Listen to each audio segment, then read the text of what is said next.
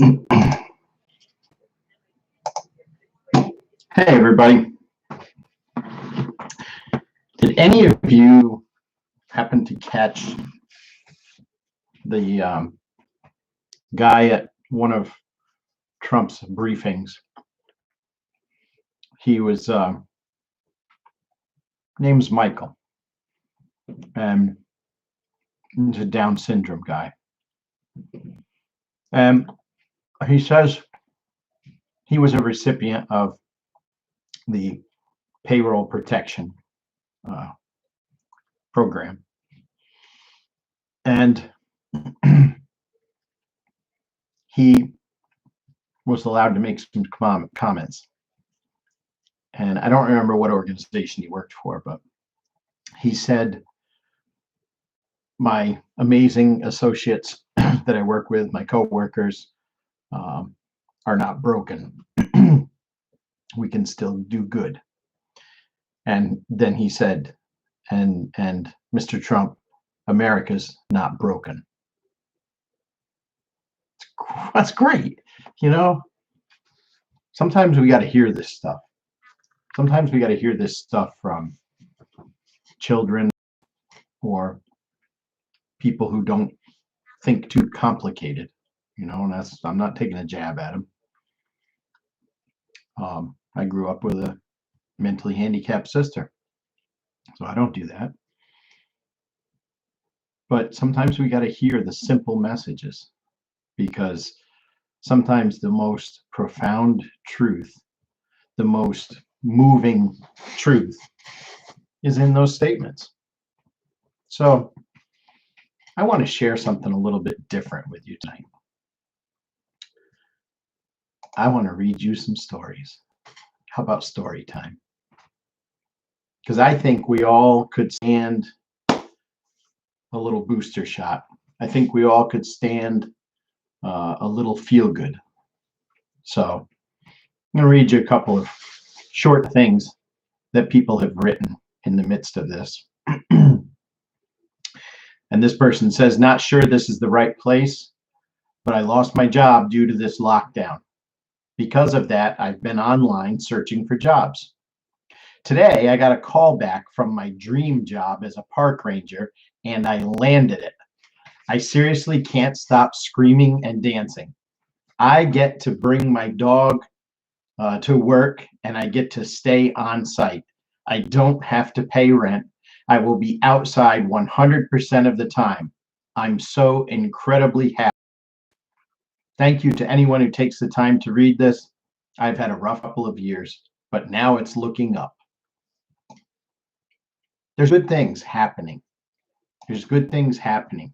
You know, I don't know, maybe you need to step away from social media or shut off the news. There's good things happening. You need to look for them. Here's another one. I'm a paramedic. Today, my partner for the day and I were in the ambulance waiting for the lights to go green, and I looked to my left. There stood a woman in her early 60s waving at us with a big grin on her face. We both waved back and smiled. Then she blew a kiss and mouthed, "Thank you." I blew a kiss back and put the window down and said, "You're most welcome." It's so refreshing to see some positivity during the current circumstances. It is so nice to be appreciated for our service to the community. So, thank you. Thank you for making my day. It's people like her I do. Stay safe, everyone. Take care of yourselves and your loved ones. Appreciate the little things. Man, that says a lot right there. That last sentence. Appreciate the little things. Couple more.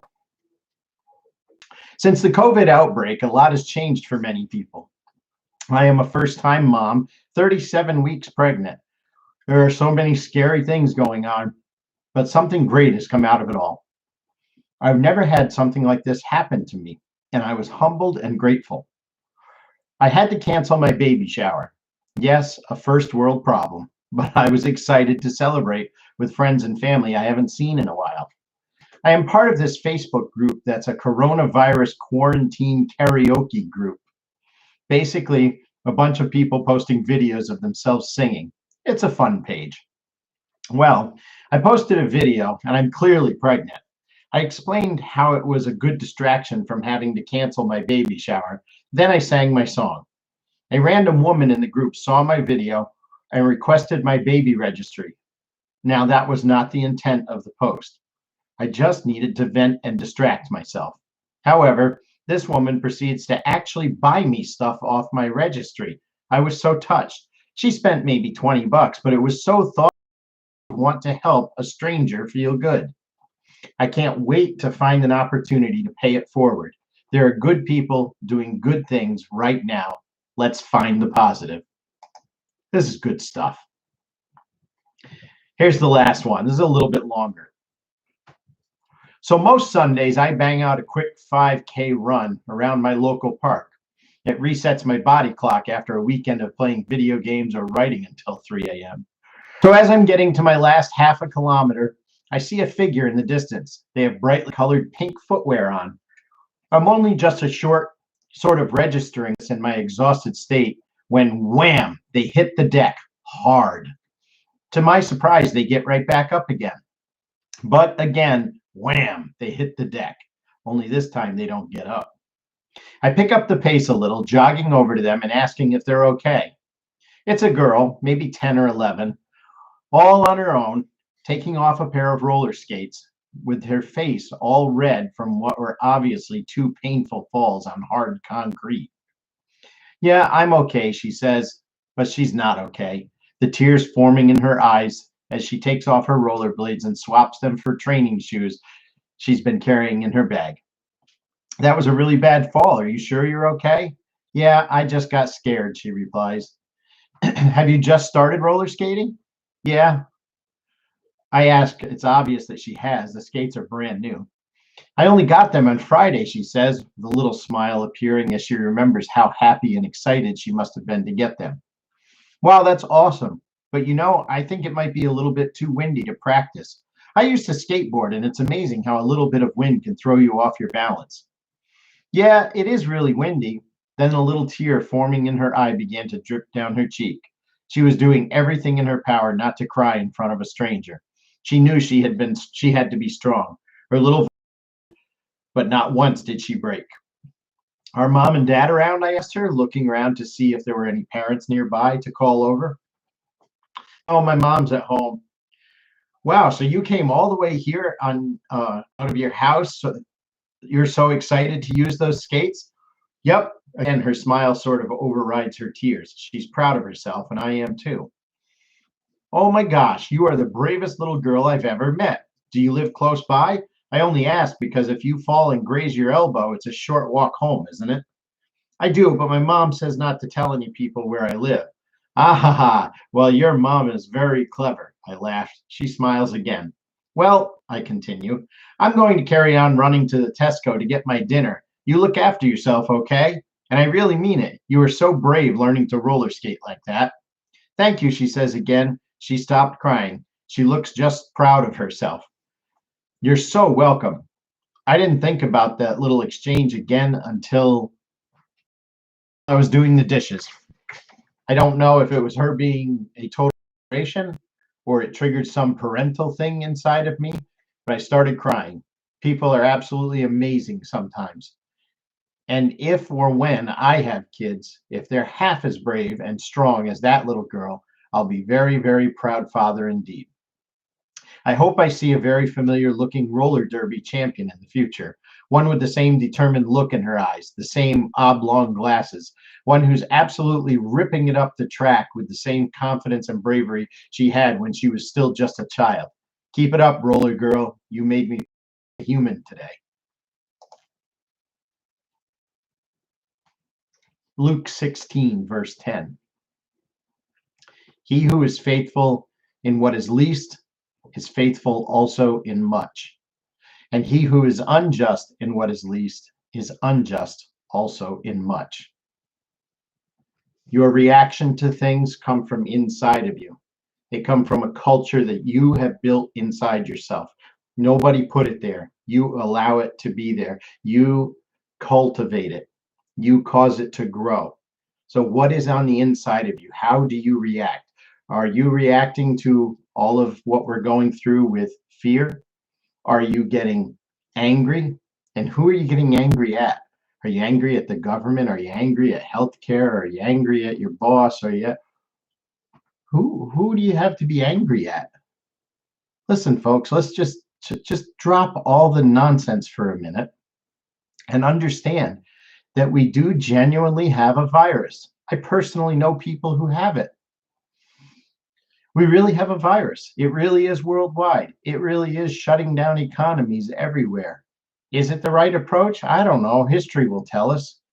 But we really do have a serious situation on our hands. And looks like we're getting on the backside of it a little at a time.